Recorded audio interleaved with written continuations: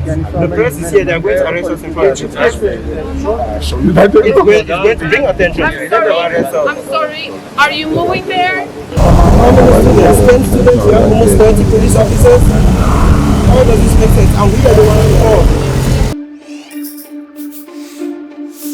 After preparing for a long time to conduct a public press release on the 3rd of September to highlight the numerous issues that are affecting the international student community, we were surprised when we arrived to the parliament to find over 25 police officers waiting for us, outnumbering us, who refused to allow us to conduct the press release in front of the building and even threatened to declare us an illegal group. Eventually, however, we held our press release nearby on a roundabout and declared our demands. Açıklamama başlamadan önce çok yaşadığımız üzücü bir hak ihlalinden bahsetmek istiyorum.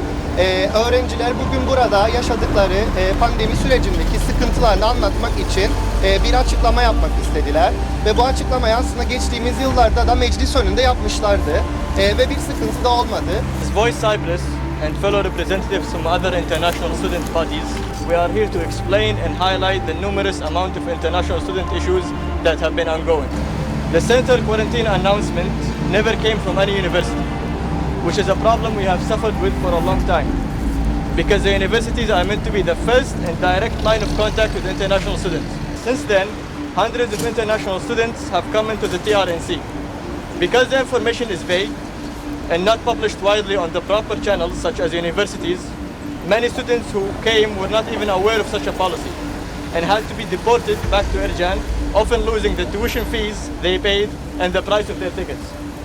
The conditions of the immigration officers at Ercan airport are unacceptable. When students are not able to pay the quarantine fee or need some time to process the bank transfer, they are put in a small jail cell with others, lacking any sort of safety procedure. What we are concerned about is the fact that international students will be brought here, forced to come here, because of face-to-face education, and then when another wave or breakout happens, they will be left all alone, devastated physically, mentally, and financially. And if such a thing happens, we place responsibility over those international students directly on the government and the bodies responsible. That is why we advocate instead for a hybrid system, in which students are not forced to travel, in which they have freedom of choice and can bear the consequences of their decisions.